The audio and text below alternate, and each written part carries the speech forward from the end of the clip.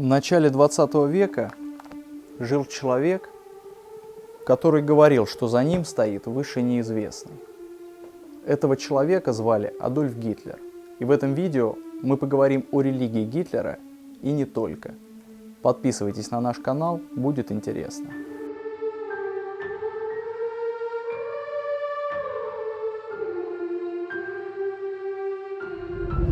Для начала мы с вами перенесемся в Австрийскую империю, в которой происходят определенные политические сдвиги.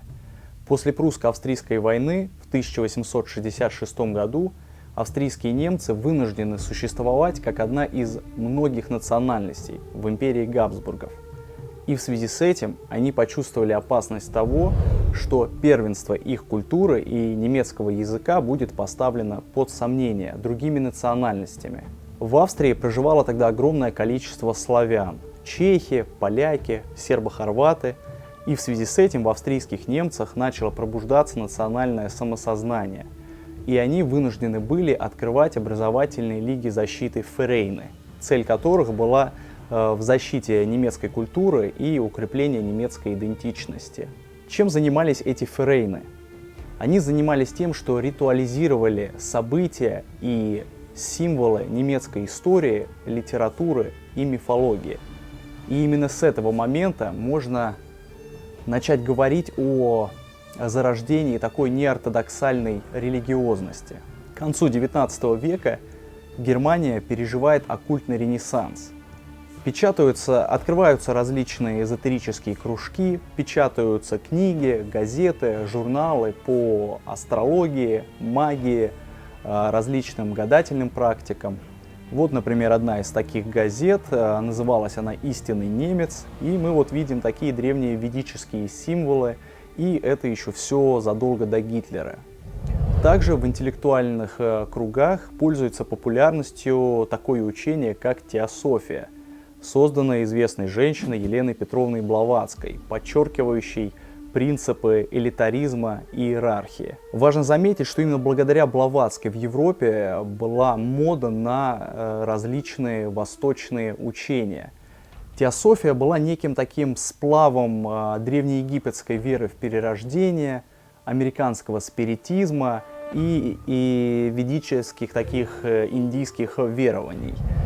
И, например, уже в 20 веке под эгидой организации Анна Нербе была предпринята научно-исследовательская экспедиция в Тибет. Второй человек после Гитлера, Генрих Гиммлер, путешествуя, всегда брал с собой томик Бхагавад-гиты, древнеиндийский такой философский эпос. Чем привлекала людей теософия Блаватской? Тем, что она толерантно относилась к различным экзотическим религиям и эзотерическим учениям. Но самое главное, она открывала нехристианский взгляд на природу человека, что было очень актуально для немцев, которые начали погружаться и интересоваться, изучать свое древнее языческое прошлое. Блаватская вводит в своих книгах такое понятие, как махатм, возвышенное существо, достигшее совершенного контроля над своими низшими проявлениями и освободившееся от гнета плотского человека. То есть Махатма – это человек, который благодаря специальным техникам и подготовке развил в себе духовное знание и достиг в этом совершенства. То есть, проще говоря, скрытый элитаризм Махатм с его сверхчеловеческой мудростью вполне отвечал жажде жесткого такого иерархического порядка, опирающегося на расовую мистику народа. Блаватская, в принципе, говорила только о том, что существует высшая раса людей, духовно просвещенных, а все остальные – это просто плебс. Так что оставим Блаватскую и перейдем уже к самим австрийским оккультистам. Накануне Первой мировой войны в Вене зарождается такое учение, как ариософия или арманизм, по-немецки «Арманеншафт», что означает древнее сословие служителей священников Вотана, главного бога для тевтонцев, древнегерманского племени. Я расскажу о двух его главных идеологов, которые непосредственно повлияли на Гитлера и на мыслителей вообще Третьего Рейха. Первый человек — это Гвидо фон Лист, который считался и был таким главным идеологом нацистского оккультизма. В В своих книгах и лекциях он призывает истинных германцев отыскивать в ландшафтах Родины, ее фольклоре, археологии следы некогда великолепного теократическо-арийско-германского государства, возглавляемого королями-священниками и посвященными гностиками. Лист рассказывал такую историю, как однажды, будучи юным, он с отцом спускались в катакомбы под собор святого Стефана в Вене, и там была усыпальница еще до христианских времен, посвященная Вотану. И он там преклонил колено и поклялся, что когда он вырастет, он восстановит храм Вотана. Лист впоследствии создает свою собственную эзотерическую организацию, которую он так и назвал «Общество Листа». И ученики, желавшие в нее вступить, они должны были в течение 7 лет изучать устав, читать древние сакральные тексты и постигать основы магии рун. А на следующем этапе они совершали паломничество по мистическим центрам, связанным с Вотаном и другими богами. В 1902 году Лист перенес операцию по удалению катаракты. И он ослеп на 11 месяцев и посвятил это время над размышлениями о немецком языке и о древних германских рунах. Также он начинает в своем имени использовать приставку «фон Лист». И было произведено расследование, в котором он должен был доказать свое аристократическое происхождение, и ему это удалось. Он в качестве доказательства предоставил перстень, принадлежавший его прадеду, а на перстне был герб, по которому и удалось идентифицировать, что этот герб принадлежал рыцарю XII века Бурхарду фон Листу. Тем самым Лист, настаивая на титуле и на гербе, утверждал себя в качестве потомка древних священников Вотана. В это же время он начал заниматься изучением европейской геральдики, он писал какие-то научные труды по этой теме и утверждал, что коллегия геральдистов, существовавшая в раннем Средневековье, была в виде такой гильдии, цель которой состояла в сохранении древнего гнозиса. Второй человек – это Йорк Ланс Либенфельс. Это тот самый идеолог, о котором говорили, что именно он подарил свои идеи Адольфу Гитлеру. Либенфельс был цистерианским монахом, и однажды в монастыре, в котором он служил, им были проведены какие-то там раскопки археологические, и он нашел древнюю могильную плиту рыцаря-храмовника. На плите был изображен мужчина, либо тамплиер, либо просто дворянин, у которого под ногами был какой-то странного вида монстр. И с тех пор Либенфельс называет себя просвещенным и начинает развивать свои теории о белокуром арийстве и низших расах. Он также по следам Листа начинает именовать себя фон Либенфельс с целью присвоить себе аристократическое происхождение. Важно понимать, что в их учении, в рамках их учения это играло огромную роль. То есть они тем самым утверждали себя в качестве таких немецких аристократов, прямых потомков древнеарийской правящей касты. Либенфельс тоже создает свою эзотерическую организацию, которую называет Орден Новых Тамплиеров. И для проведения различных ритуалов, эзотерических практик, собраний он выкупает в Австрии развалины древнего замка Верфенштайн и говорит о том, что Ариософия нашла себе исторических носителей в виде старинных монастырских традиций средневековой Европы.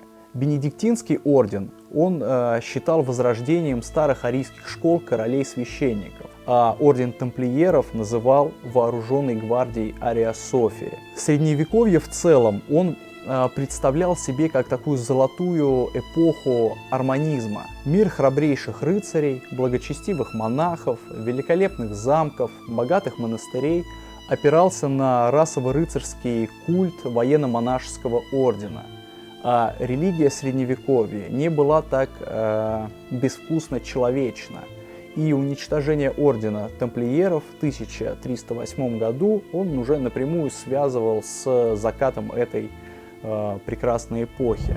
Важно заметить, что Либенфельс впоследствии покинул цистерианский монастырь и вообще ушел из католической церкви в лютеранство. В Ария Софии был очень развит антикатолицизм, потому что они считали, что католицизм – это чуждая для немцев религия и страшная политическая сила, желающая сделать из немцев рабов. Ими была объявлена кампания «Прочь от Рима» «Los von Rome». И тут интересно, как они повторяют идеи, которые уже высказывал человек, живший за 700 лет до них, один из первых немецких поэтов и композиторов Вальтер фон дер Фогельвайде, который был таким ярким выразителем националистических идей немецких феодалов, мечтавших о духовной независимости Германии от папской Италии. И с грустью они оплакивали немецкое серебро, текущее в итальянский папский ларец. Религию ариософов можно назвать как вотанизм, по имени главного верховного бога в северном пантеоне Вотана или Одина. И главными источниками этой древней религии были руны, Эдда и старая северная поэзия Исландии. Для восстановления идеального государства, по мнению ариософов, требовалась новая аристократия, руководимая божественным посланником, призванным отстоять религиозные и политические убеждения угнетенных. И таким посланником впоследствии для них был Адольф Гитлер. Ариософы проявляли огромный интерес к идеям Джордано Бруно. Это был еретик и философ, живший в XVI веке, который утверждал, что иудаизм и христианство разложили некогда древнюю истинную религию, которая для него была магия Древнего Египта и мистицизм.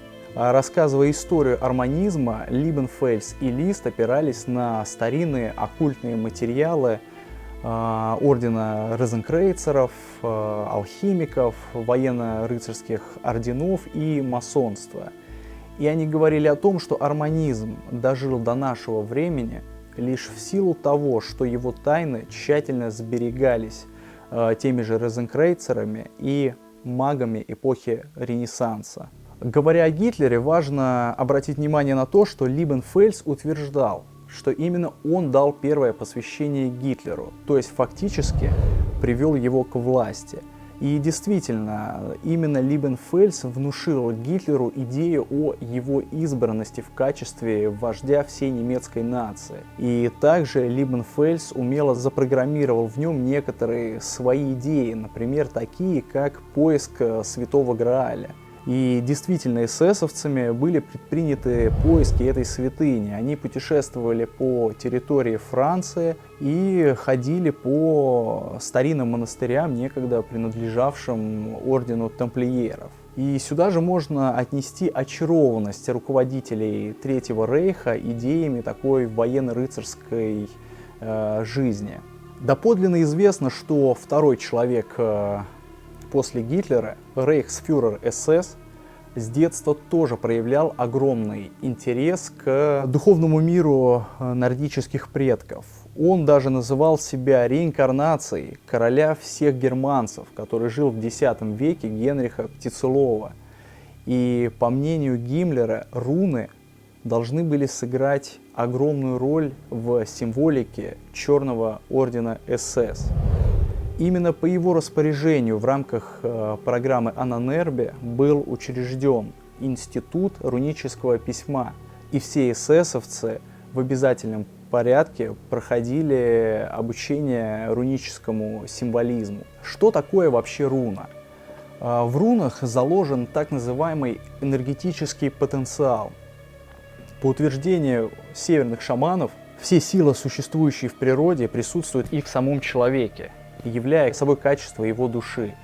И таким образом, включая руны, высвобождается энергия и запускается в движение. Главный верховный бог северного пантеона, Один, большую часть времени странствующий в своем неизменно синем плаще, окруженный свитой воронов и волков, добыл руны для человечества, провисев 9 суток на дереве вниз головой, без еды и воды, пригвожденный к стволу Игдрасиль своим же собственным копьем. В результате столь жесткой медитации он получил озарение и достиг трансформации духа.